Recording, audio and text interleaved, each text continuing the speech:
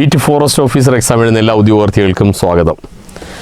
മത്സര പരീക്ഷയിലെ ഏറ്റവും ചലഞ്ചിങ് ടോപ്പിക്കുകളെന്ന് പറയുന്നത് മാത്സും റീസണിങ്ങുമാണ്. എന്നാൽ ചലഞ്ച് എന്ന് പറയുന്നത് വാക്കിനകത്ത് മാത്രമേ ഉള്ളൂ. നന്നായി ചിട്ടയോടുകൂടി പഠിക്കുകയാണെങ്കിൽ നമുക്ക് ഫുൾ മാർക്ക് വാങ്ങിക്കാവുന്ന ടോപ്പിക്കാണ് മാത്സും റീസണിങ്ങും. പല ആൾക്കാരും തെറ്റിദ്ധരിക്കാറുണ്ട്, ഞാൻ ബേസിക്കലി മാത്സൊന്നും അല്ല പഠിച്ചിട്ടുള്ളത്, എനിക്ക് ചെയ്യാൻ പറ്റുന്നില്ല എന്നൊക്കെയുള്ള പല ധാരണകളുണ്ട്. തെറ്റിദ്ധാരണയാണ്, അങ്ങനെയൊന്നും വേണ്ട. ഇതിലെ ചോദ്യത്തിലേക്ക് തന്നെ നമ്മൾ കിടക്കുകയാണ്. ആദ്യത്തെ ചോദ്യം, ഈ റീസെൻ്റായിട്ട് നടന്ന എല്ലാ കോമ്പറ്റീഷൻ എക്സാമിനും എസ്പെഷ്യലി ഫോഴ്സുമായി ബന്ധപ്പെട്ട പരീക്ഷകൾക്കെല്ലാം ചോദിക്കുന്നൊരു ഹൈലൈറ്റഡ് ടോപ്പിക്കാണ് ഈ ഒരു ബീജഗണിത വാചകവുമായി ബന്ധപ്പെട്ട ഈ ചോദ്യം. ശ്രദ്ധിക്കുക, വളരെ രസകരമാണത്. x+1/x = 4 ആയാൽ x² + 1/x² വില എന്തെന്നാണ്.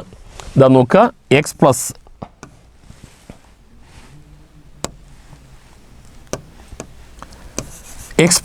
1/x = 4 ആയാൽ x² + 1/x² വില എന്തെന്നാണ് ചോദ്യം. അപ്പോൾ എങ്ങനെയാണ് ഇതിൻ്റെ ഒരു ഗണിത നിയമങ്ങളിലൂടെ ഉത്തരവ് എഴുതുന്നത് നമ്മൾ ആദ്യം മനസ്സിലാക്കുക. പിന്നീട് വളരെ സിമ്പിളായ ഒരു കുറുക്ക് വഴി നമുക്ക് ഉപയോഗിക്കാവുന്നതാണ്. ഇപ്പോൾ നടന്ന എല്ലാ ഫോഴ്സ് എക്സാമിനും ഈ ഒരു പർട്ടിക്കുലർ ചോദ്യം ചോദിച്ചിട്ടുണ്ട്. അത് ആ പരീക്ഷയുടെ തന്നെ ഹൈലൈറ്റായി പിന്നീട് മാറുകയും ചെയ്തിട്ടുണ്ട്. എന്താണിത്? ഈ ഒരു ചോദ്യം പലപ്പോഴും ആൾക്കാർ എഴുതാറുള്ളത് x+1/x = 4 ആയാൽ x² + 1/x² വില 4ൻ്റെ വർഗ്ഗം 16 ആണ് എന്നുള്ളൊരു ധാരണ പലപ്പോഴും പെട്ടെന്ന് വരികയും ആ ഉത്തരം ബബിൾ ചെയ്യുകയും ചെയ്യാറുണ്ട്. പിന്നെ അവർ തന്നെ കൈയടിക്കുകയും എൻ്റെ ബുദ്ധി ഇത്രത്തോളം നന്നായി വർക്ക് ഔട്ടായല്ലോ എന്നൊക്കെ വിചാരിക്കുകയും ചെയ്യും. പക്ഷേ ആ ഉത്തരം തെറ്റാണ്. അപ്പോൾ ഒരിക്കലും ഇതിൻ്റെ വർഗ്ഗമല്ല അത് എന്ന യാഥാർത്ഥ്യമാണ് നമ്മൾ ആദ്യം മനസ്സിലാക്കേണ്ടത്. കാരണം രണ്ട് പദങ്ങളുള്ളവയുടെ വർഗ്ഗം ഒരിക്കലും ഓരോ പദങ്ങളുടെ വർഗ്ഗങ്ങളല്ല എന്നുള്ള ഒരു വളരെ ഗണിത തത്വം നമ്മൾ മനസ്സിലാക്കണം. എന്നാൽ എക്സ് മാത്രമാണെങ്കിൽ എക്സിൻ്റെ സ്ക്വയർ x² ആണ്. 1/x മാത്രമായിരുന്നെങ്കിൽ അതിൻ്റെ വർഗ്ഗം 1/x² ആണ്. ഇവിടെ രണ്ട് പദങ്ങൾ തരുന്ന ഒരു ബീജഗണിത വാചകത്തിൽ ഇവയുടെ വർഗ്ഗം ഒരിക്കലും ഇതല്ല. പിന്നെ എന്താണ്? നമ്മൾ സർവ്വസമവാക്യം ഉപയോഗിക്കുക തന്നെ വേണം. ആദ്യം നമുക്ക് സർവ്വസമവാക്യം ഉപയോഗിച്ച് ചെയ്യാം, പിന്നീട് ഒരു സർവ്വസമവാക്യം ഉപയോഗിക്കാതെ ഉത്തരം എങ്ങനെ കിട്ടുന്നു എന്ന് പഠിക്കുകയും ചെയ്യാം. ആദ്യം ഇതിനെ നമ്മൾ സ്ക്വയർ എടുക്കുമ്പോൾ ഇത് x+1/x² ആണ്. അപ്പോൾ നമുക്ക് വല സൈഡിൽ ഉത്തരം 16 എന്ന് എഴുതാം. ഇതിനെ a+b² എന്ന സർവ്വസമവാക്യം ഉപയോഗിക്കുമ്പോൾ നമുക്കറിയാം a+b² ഇതെന്താണെന്ന് അറിയാമെന്ന് വെച്ചാൽ ഒരുപാട് പീഡനങ്ങൾ ഏറ്റുവാങ്ങിയൊരു സർവ്വസമവാക്യമാണ്. a+b² എന്ന് പറയുമ്പോൾ എന്താണെന്ന് ചോദിച്ചാൽ ബബ്ബ എന്ന് പറഞ്ഞൊരു സിനിമയിലുണ്ടായിരുന്നു, പിന്നെ വേറെ സിനിമയിൽ വേറെ ഉണ്ടായിരുന്നു. അങ്ങനെ ഒരുപാട് പീഡനങ്ങൾ ഏറ്റുവാങ്ങിയൊരു സർവ്വസമവാക്യമാണ് a+b². അപ്പോൾ a+b² എന്ന് പറയുമ്പോൾ a² + 2ab + b² ആണ്. അപ്പോൾ ഇത് നമ്മൾ ആ രീതിയിലൊന്ന് എക്സ്പാൻഡ് ചെയ്യുകയാണെങ്കിൽ ഇത് x² ആണ് പ്ലസ് 2ab 2 × x × 1/x ആണ് 2ab പ്ലസ് 1/x² ആണ്. അങ്ങനെയാണ് 16 വരിക. അങ്ങനെ എക്സും എക്സും കട്ട് ചെയ്യുമ്പോൾ x² + 1/x² = 16 - 2 = 14 ആണ്.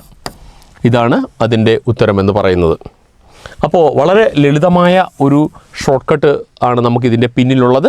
നമുക്ക് x+1/x = 4 ആയി എന്ന് തന്നതിന് ശേഷം x² + 1/x² വാല്യൂ എന്ത് എന്ന് ചോദിച്ചു കഴിഞ്ഞാൽ ഇനി ഒരു പരീക്ഷയിൽ ഇത് ആവർത്തിച്ച് നമ്മൾ എന്ത് ചെയ്യണമെന്ന് മാത്രം അറിയാം. എപ്പോഴെങ്കിലുമൊക്കെ നിങ്ങളുടെ എക്സ്ട്രാ ടൈം ഉണ്ടെങ്കിൽ ഇത് എക്സ്പാൻഡ് ചെയ്തൊക്കെ ഡയറക്റ്റ് മെത്തേഡൊക്കെ ചെയ്ത് നോക്കുക. നമ്മുടെ ഒരു ഹാൻഡ് ഫ്ലോയുടെ ഭാഗമായിട്ട് നമുക്കതിനെ എടുക്കാം.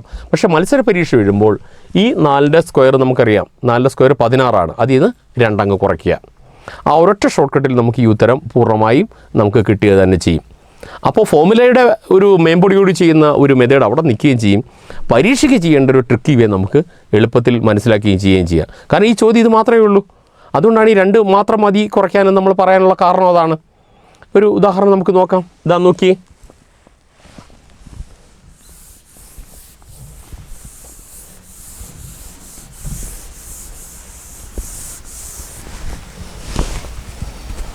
x+1/x = 5 ആയാൽ x² + 1/x² വാല്യൂ എന്താണെന്നൊരു ചോദ്യം വരാം. ആയിക്കോട്ടെ, നമുക്ക് യാതൊരു വിഷയമില്ല, ഒറ്റ ഉത്തരം മാത്രം ചെയ്താൽ മതി. 5ൻ്റെ സ്ക്വയർ അറിയാം, 25 ആണ്. അതിൽ നിന്ന് 2 കുറച്ചാൽ എത്രയാണ്? അത് 23 ആണ്. ഇതോടെ ആ പ്രശ്നം തീർന്നു.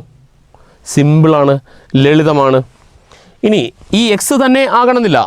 PSC ചെയ്യുന്ന വേറൊരു ചേഞ്ച് എന്ന് പറയുന്നത് ഈ ഒരു പാരാമീറ്റർ എന്താണോ എക്സ് അല്ലെങ്കിൽ വൈ അങ്ങനെ ഏതെങ്കിലും ചോദിക്കുക എന്നുള്ളത് മാത്രമേ ഉള്ളൂ. ഇതാ നോക്കുക, y + 1/y = 6 ആണ്. ആയാൽ y² + 1/y² വാല്യൂ എന്താണെന്നൊരു ചോദ്യം വരാം. അപ്പോൾ 6ൻ്റെ സ്ക്വയർ നമുക്കറിയാം 36 ആണ്. അതിൽ നിന്ന് 2 കുറച്ച് കഴിഞ്ഞാൽ നമുക്ക് കിട്ടുന്ന ഉത്തരം 34 ആയിരിക്കും. ഇത് മാത്രമേ ഉള്ളൂ, വളരെ ലളിതമായൊരു ഷോർട്ട് കട്ട് മാത്രമേ ഉള്ളൂ. ഇത്ര മാത്രം മതി. ഇതുപോലെ തന്നെ ഇതിൽ നിന്ന് ധാരാളം വ്യത്യസ്തങ്ങളായ ശകല മാറ്റങ്ങൾ വരുന്ന ചില ചോദ്യങ്ങളുണ്ടാവാം. അതായത് √(x) പ്ലസ് 1/√(x) സമം 3 ആയാൽ എക്സ് പ്ലസ് 1/x വാല്യൂ എന്താണ്? അപ്പോൾ നമ്മൾ ഇങ്ങനെയൊക്കെ പഠിച്ചുകൊണ്ട് പോയി. ഇത് എക്സ് പ്ലസ് 1/x വാല്യൂ 5 ആണെങ്കിൽ x² പ്ലസ് 1/x² വാല്യൂ എന്താണെന്നൊക്കെയാണ് നമ്മളുടെ വീഡിയോയിലൂടെ നിങ്ങൾക്ക് പരിചയപ്പെടുത്തിയതെങ്കിൽ നിങ്ങളെ ഞെട്ടിപ്പിക്കുന്ന ഒരു ചോദ്യമാണ് പരീക്ഷയ്ക്ക് വരുന്നത്. √(x) പ്ലസ് 1/√(x വാല്യൂ ആണ് 3 എങ്കിൽ എക്സ് പ്ലസ് 1/x വാല്യൂ എന്താണെന്നാണ്. നമ്മളൊരു കാര്യം മനസ്സിലാക്കുക, √(x) സ്ക്വയറാണ് എക്സ്, എക്സിൻ്റെ സ്ക്വയർ x² എന്നതുപോലെ തന്നെയാണ് √(x) സ്ക്വയർ x ആയിട്ട് എടുക്കുകയും ചെയ്യാം. നമുക്കറിയാവുന്ന ഫോമുല തന്നെയാണത്. അപ്പോൾ നമ്മൾ ഇവിടെ എന്തുപയോഗിച്ചോ അത് തന്നെയാണ് അവിടെ ഉപയോഗിക്കുക. അതായത് 3ൻ്റെ സ്ക്വയർ നമുക്കറിയാം 9 അതിൽ നിന്ന് 2 കുറച്ച് കഴിഞ്ഞാൽ നമുക്ക് കിട്ടുന്ന ഉത്തരം 7 ആയിരിക്കും. ഇത്ര ലളിതമായിട്ടുള്ളൊരു ക്രിയ മാത്രമേ അതിനകത്തുള്ളൂ. അപ്പോൾ ഇവിടെ നമ്മൾ എന്തെങ്കിലും ഒരു പുതുമയുള്ള കാര്യം ആ പ്രോബ്ലത്തിലേക്ക് ചെയ്തെന്ന് വെച്ചാൽ ഒന്നുമില്ല. എക്സിൻ്റെ square x², √(x) square x. അപ്പോഴും ആൻസർ എഴുതുമ്പോൾ ഉപയോഗിക്കുന്ന ഷോർട്ട് കട്ട് എന്താണ്? ആ 3 അല്ലെങ്കിൽ ഇവിടെയുള്ള സംഖ്യ ഏത് തന്നെയായാലും അതിൻ്റെ സ്ക്വയറിൽ നിന്ന് 2 കുറച്ചാൽ മാത്രം മതി. അപ്പോൾ അവർ വരുത്തുന്ന മാറ്റം എന്താണ്? എക്സ് എന്ന് പറയുന്ന അക്ഷരത്തിന് പകരം y എന്ന് കൊടുക്കാം, അല്ലെ എ എന്ന് കൊടുക്കാം, അല്ലെ ബി എന്ന് കൊടുക്കാം, വേറെ എന്തെങ്കിലുമൊക്കെ കൊടുത്താലും നമ്മൾ ആൻസർ എഴുതുന്നതിൽ യാതൊരു ചേഞ്ചും വരുത്തണ്ട. ആ നമ്പറിൻ്റെ സ്ക്വയറിൽ നിന്ന് 2 വളരെ സിമ്പിളായിട്ട് അങ്ങ് മൈനസ് ചെയ്താൽ മതിയാകും. എന്തെളുപ്പം! അതിൻ്റെ കാരണമൊക്കെ നമ്മൾ ഒരു പ്രാവശ്യം മനസ്സിലാക്കുക. അത് a+b² എന്ന സർവ്വസമവാക്യം ഉപയോഗിച്ച് ചെയ്യുമ്പോൾ ഒരു 2ab എന്ന് പറയുന്നൊരു മിഡിൽ ടേം ഉണ്ട്. 2 × a എന്ന് പറയുന്ന x ആണ്, b എന്ന് പറയുന്ന 1/x ആണ്. ആ സിംപ്ലിഫിക്കേഷനിലാണ് നമ്മൾ ആ എക്സും താഴെയുള്ള എക്സും വെട്ടിപ്പോയി വെറും 2 മാത്രമായിട്ട് അവശേഷിക്കുകയും അത് വലത് സൈഡിലേക്ക് കൊണ്ടുപോയി -2 മാറുകയും ചെയ്ത് വർഗ്ഗത്തിൽ നിന്ന് 2 കുറയ്ക്കുന്നത്. ഇതൊക്കെ നമ്മുടെ അതിൻ്റെ ചരിത്ര പദങ്ങളാണ്, വഴികളാണ്.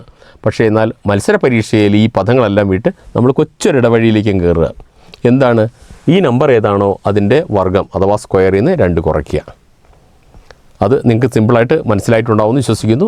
നമുക്ക് ഇതേ മോഡലുകളിലെല്ലാം തന്നെ ഇത് തന്നെയാണ് ആവർത്തിച്ച് വരുന്നത്. എന്നാൽ ഞാൻ അതൊരു ചെറിയൊരു ടെസ്റ്റ് പറയാം.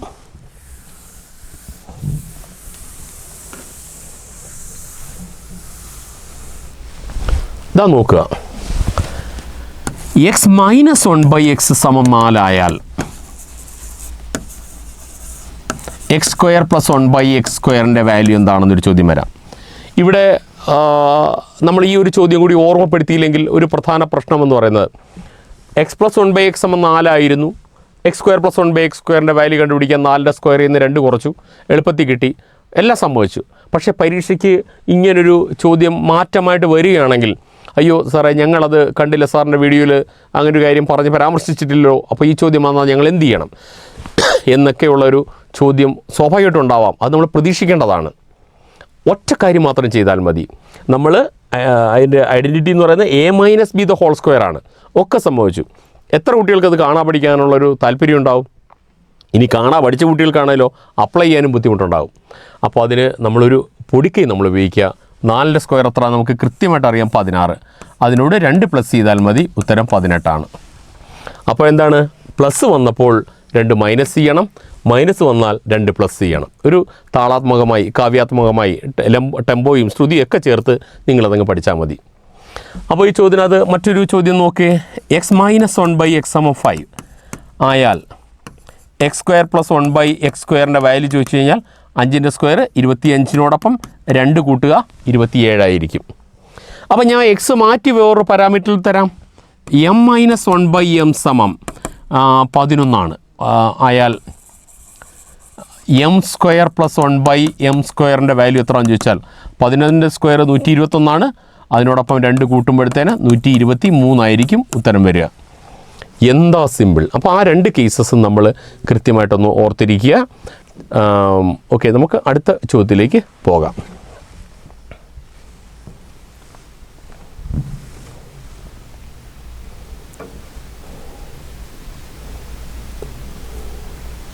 സാർ ഈ ചോദ്യം പിന്നെ എഴുതാം കേട്ടോ, ഇത്തിരി ലെങ്തിയാണത്.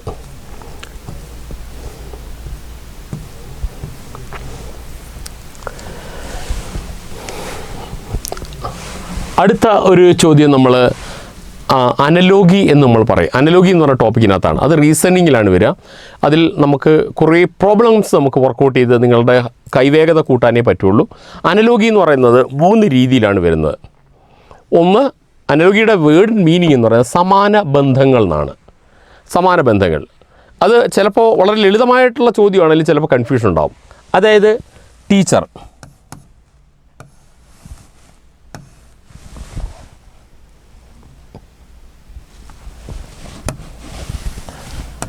സമാന ബന്ധങ്ങൾ 3 രീതിയിലാണ്. വസ്തുതകൾ സമാന ബന്ധങ്ങളായിട്ട് ചോദിക്കാം, നമ്പറുകൾ സമാന ബന്ധങ്ങളായിട്ട് ചോദിക്കാം, ആൽഫബറ്റുകൾ സമാന ബന്ധങ്ങളായിട്ട് ചോദിക്കാം. വസ്തുതകൾ സമാന ബന്ധങ്ങളായിട്ട് വരുന്നതെന്ന് പറയുമ്പോൾ ഇതാണ്ട് ടീച്ചർ 2 ഡോട്ടായിരിക്കും ഇടുക. നമ്മൾ അംശബന്ധം 2 dot. Teacher is to chalk. അങ്ങനെയാണെങ്കിൽ ടൈലർ 4 കുത്തായിരിക്കും പിന്നെ വരിക. ടൈലർ ഇസിക്കൽ ടു ഡാഷ്. ഇംഗ്ലീഷിലായിരിക്കും നമ്മൾ ആ ചോദ്യത്തിൻ്റെ മിക്കവാറും വരുന്ന ഇംഗ്ലീഷ് ലെറ്ററിലെ. മലയാള പരീക്ഷയാണെങ്കിലും ഇത്തരം ചോദ്യങ്ങൾ അവർ ഇംഗ്ലീഷിൽ തന്നെ ആയിരിക്കും വേർഡുകൾ വരുന്നത്. അപ്പോൾ ടീച്ചർ ചോക്കാണ് ഉപയോഗിക്കുന്നതെങ്കിൽ ടൈലർ എന്ത് ഉപയോഗിക്കുന്നു? ഓപ്ഷൻസാണ് രസം. ഒന്നാമത്തത് നീഡിൽ, രണ്ടാമത്തത് ത്രെഡ്, മൂന്നാമത്തത് സിസർ, നാലാമത്തെ ക്ലോത്ത്. നമ്മളെ ഞെട്ടിപ്പിക്കുന്ന ഒരു വസ്തുത, ഈ 4 ഓപ്ഷനുള്ള സാധനങ്ങളും ഒരു ടൈലർ ഉപയോഗിക്കുന്നത് തന്നെയാണ്. ടീച്ചർ ഉപയോഗിക്കുന്ന ചോക്കാണ്, ടൈലർ ഉപയോഗിക്കുന്നത് എന്താണെന്നാണ് ചോദ്യം. അപ്പോൾ നമ്മൾ വിചാരിക്കുന്നത് ഇപ്പോൾ നീഡിൽ മാത്രമായിരുന്നു ഉണ്ടായിരുന്ന, ബാക്കി അയാൾ തൂമ്പ, കുന്താലി, മൺവെട്ടി, മൺകോരി എന്നൊക്കെയാണ് ഓപ്ഷനെങ്കിൽ നമുക്കൊരു കാര്യം ചെയ്യാം. എന്തായാലും ടൈലർ എന്ന വാക്ക് ഉപയോഗിക്കുന്ന അയാളുടെ പേരല്ലല്ലോ പറഞ്ഞത്, അയാളുടെ ഔദ്യോഗിക നാമമല്ലേ. അപ്പോൾ അദ്ദേഹത്തിൻ്റെ ഒഫീഷ്യൽ പേര് പറയുമ്പോൾ അദ്ദേഹം ഒഫീഷ്യലായിട്ട് ഉപയോഗിക്കുന്ന സാധനം തന്നെയായിരിക്കും. പക്ഷേ ഇവിടുത്തെ ഓപ്ഷനിലെ 4 അദ്ദേഹം ഒഫീഷ്യലായിട്ട് ഉപയോഗിക്കുന്നത് തന്നെയാണ്. അപ്പോൾ നമ്മൾ മനസ്സിലാക്കേണ്ടത്, ടീച്ചർ അദ്ദേഹത്തിൻ്റെ ആശയം ആദ്യമായി അവതരിപ്പിക്കാൻ എടുക്കുന്ന ഇൻസ്ട്രുമെൻ്റ് ഏതാണ്? അത് ചോക്കാണ്. അപ്പോൾ നിങ്ങൾ വിചാരിക്കും മഷിയില്ലേ എന്ന്. അതിനാണ് മഷി പിന്നെ അതിനകത്ത് ഒഴിക്കുന്നത്. അപ്പോൾ ഒരു ആശയം അദ്ദേഹത്തിന് അവതരിപ്പിക്കാൻ എടുക്കുന്ന ആദ്യത്തെ ഇൻസ്ട്രുമെൻ്റ് എന്നുള്ള നിലയിൽ ചോക്കാണ് നമുക്ക് തന്നിരിക്കുന്നതെങ്കിൽ, ടൈലർ അദ്ദേഹം ആദ്യം ഉപയോഗിക്കുന്ന സാധനം സൂചിയാണ്. പിന്നീട് അതിനകത്ത് നൂല് കോർക്കുന്നത്, പിന്നീടാണ് വെട്ടിയ തുണി എടുക്കുന്നത്, പിന്നീടാണ് സിസർ ഉപയോഗിച്ചത് കട്ട് ചെയ്യുന്നത്. ഇതെല്ലാം പിന്നീട് ഉപയോഗിക്കുന്ന സാധനമാണ്. അതേ ഓർഡർ നമ്മൾ ചിന്തിക്കുമ്പോൾ ടീച്ചർ ഉപയോഗിക്കുന്ന ചോക്കാണ്, ടൈലർ ഉപയോഗിക്കുന്ന നീഡിൽ മാത്രമാണ്. അപ്പോൾ ഇതാണ് വസ്തുതകൾ അനലോഗികളായിട്ട് വരുന്നത്. പിന്നെ നമ്പറുകൾ അനലോഗിയായിട്ട് വരും. അത് നമ്മുടെ ഈ ചോദ്യത്തിന് ഉദാഹരണമാണ്. 6 = 9, 7 = 13, 8 = 10. അങ്ങനെയാണെങ്കിൽ 9ന് സമാനമായ സംഖ്യകൾ ഏതൊക്കെയാണെന്നാണ്. നമ്മൾ പൊതുവിൽ എല്ലായ്പ്പോഴും ചെയ്യുന്നത് കൂട്ടൽ, കുറയ്ക്കൽ, ഗുണിക്കൽ, ഹരിക്കൽ ക്രിയകൾ മാത്രമാണ് എല്ലാവരും ഫോക്കസ് ചെയ്യുന്നത്. നമ്മളെ ഞെട്ടിപ്പിക്കുന്നൊരു വസ്തുത, 6നോട് 3 കൂട്ടി, അതാണ് 3 കൂട്ടി, നമുക്ക് കിട്ടിയത് 9ആണ്. 7നോട് 6 കൂട്ടി, അപ്പോഴേക്കും 13. അപ്പോഴേക്കും നമ്മൾ വിചാരിക്കും 3, 6, പിന്നെ ഒരുപക്ഷെ 12 അല്ലെങ്കിൽ 9 വരാം. 12 എന്ന് പറഞ്ഞാൽ 6ൻ്റെ ഇരട്ടി 3, 3ൻ്റെ ഇരട്ടി 6, 6ൻ്റെ ഇരട്ടി 12. അല്ല 3 വെച്ച് കൂട്ടുന്നതെന്ന് നമ്മൾ ചിന്തിച്ച് കഴിഞ്ഞാൽ പിന്നെ അടുത്ത 8നോടൊപ്പം 9 ആയിരിക്കണം കൂട്ടി അടുത്ത നമ്പർ വരുന്നത്. പക്ഷേ നമ്മളെ വളരെ അൺഎക്സ്പെക്റ്റഡായിട്ട് ഞെട്ടിപ്പിക്കുന്ന ഒരു ഉത്തരമാണ് 8നോടൊപ്പമുള്ള നമ്പർ 10 എന്നത് കാണുമ്പോൾ 2ആണ് കൂട്ടിയിരിക്കുന്നത്. അപ്പോൾ ഒരു സാധാരണ കൂട്ടലല്ല ഇതിൻ്റെ പിന്നിലുള്ളതെന്നുള്ള കാര്യം നമുക്ക് ക്ലിയറായിട്ട് മനസ്സിലായി. എന്നാൽ മറ്റെന്തെങ്കിലും ഒരു എന്തായാലും കൂട്ടൽ, കുറയ്ക്കൽ, ഗുണിക്കൽ, ഹരിക്കൽ ആകാനേ വഴിയുള്ളൂ. ഗുണിക്കുക എന്ന് പറയുന്ന ഒരു റാപ്പിഡ് ഗ്രോത്ത് ആയിട്ട് വരുന്ന നമ്പറുകളാണ്. ഗുണിച്ചു എന്ന് നമ്മൾ കാണുമ്പോൾ തന്നെ മനസ്സിലാക്കുക. ഇവിടെ ഗുണിക്കുന്നു എന്ന് പറയുന്നത് കാണാനായിട്ട് അവിടെ വലിയൊരു മാറ്റം അവിടെ വന്നിട്ടില്ല. മറ്റെന്തെങ്കിലും ട്രിക്ക് ഉണ്ടോ നോക്കുമ്പോഴാണ് നമുക്ക് ക്ലിയറായിട്ട് മനസ്സിലാവുന്നത്. 6ൻ്റെ സ്ക്വയർ എന്ന് പറയുന്നത് 36ആണ്. ഇതിൽ അക്കങ്ങൾ പരസ്പരം കൂട്ടിയപ്പോൾ നമുക്ക് 9 കിട്ടി. എന്നാൽ 7ൻ്റെ സ്ക്വയർ എടുത്തപ്പോഴേക്കും നമുക്ക് 49ആണ്. ഈ 4 9 കൂട്ടിയപ്പോൾ തന്നെ നമുക്ക് കിട്ടിയത് 13ആണ്. അതുപോലെ 8ൻ്റെ സ്ക്വയർ എന്ന് പറയുന്നത് 64ആണ്. 6ഉം 4 പ്ലസ് ചെയ്തപ്പോൾ നമുക്ക് 10ആണ് കിട്ടിയത്. അങ്ങനെ 9ൻ്റെ സ്ക്വയർ എന്ന് പറയുന്നത് 81ആണ്. ഇതിൽ അക്കങ്ങൾ പരസ്പരം കൂട്ടിയപ്പോൾ 9ആണ് കിട്ടിയത്. ഇപ്പോൾ അടുത്തിടയ്ക്ക് നടന്ന എല്ലാ മത്സര പരീക്ഷയിലും ഈ കൂട്ടൽ, കുറയ്ക്കൽ, ഗുണിക്കൽ, ഹരിക്കൽ എന്ന ക്രിയകൾ മാറ്റിയിട്ട് അതിൽ കാണുന്ന മറ്റെന്തെങ്കിലും കൗതുകങ്ങളാണ് ഇപ്പോഴത്തെ സമാന ബന്ധങ്ങളായിട്ട് വരുന്നത്. അപ്പോൾ സമാന ബന്ധങ്ങൾ എന്ന ടോപ്പിക്ക് വളരെ ഇമ്പോർട്ടൻ്റ് ആണ്. നമ്മൾ പഠിച്ചില്ല അല്ലെങ്കിൽ നമ്മൾ ചിന്തിച്ചില്ല എന്ന പേരിൽ ആ മാർക്ക് കുറയാൻ പാടില്ല. ധാരാളം പ്രോബ്ലംസ് നമ്മൾ പ്രീവിയസ്ലി ചോദിച്ചിട്ടുണ്ട്. പക്ഷേ ഉദ്യോഗാർത്ഥികൾ അത് ശ്രദ്ധിക്കാതെ പോയ ചില ടോപ്പിക്കാണ് ഈ സമാന ബന്ധങ്ങൾ എന്ന് പറയുന്ന ടോപ്പിക്. സമാന ബന്ധങ്ങൾ മറന്നു പോകരുത്. 3 രീതിയിൽ സമാന ബന്ധങ്ങൾ ചോദിക്കാം. വസ്തുതകൾ സമാന ബന്ധങ്ങളായിട്ട് ചോദിക്കാം. അതുപോലെ തന്നെ ഡിജിറ്റുകൾ സമാന ബന്ധങ്ങളായിട്ട് ചോദിക്കാം. അത് ഈ പറയുന്ന ഉദാഹരണത്തിൽ വരുന്നതാണ്. പിന്നെ ആൽഫബറ്റുകൾ നിങ്ങൾ ശ്രദ്ധിച്ചിട്ടുണ്ടാകും. AFG ഇസിക്കൽ KLI, അതുപോലെ തന്നെ CDF ഇസിക്കൽ MIJ, അങ്ങനെയാണെങ്കിൽ LJKയുടെ സമാനമായ വാക്ക് ഏതെന്നുള്ള രീതിയിൽ വരുന്നതാണ്. അപ്പോൾ ഒരു കാര്യം, അതിന് ഏതെങ്കിലും ഒരു പ്രത്യേകമായൊരു മാർഗ്ഗനിർദ്ദേശത്തിൻ്റെ ഭാഗമായിട്ട് വരുന്നതല്ല. അത് നമ്മൾ ഒരു നിരന്തര പരിശീലനം കൊണ്ട് മാത്രം നമ്മുടെ കൈവേഗത വരുത്താൻ മാത്രം പറ്റുന്ന ടോപ്പിക്കാണ്. പക്ഷേ ഈ ടോപ്പിക്ക് നിങ്ങൾക്ക് തന്നത് നിങ്ങളതൊന്ന് ശ്രദ്ധാപൂർവ്വം ഓർക്കണം എന്നുള്ളത് കൊണ്ടാണ് അങ്ങനെ തന്നത്.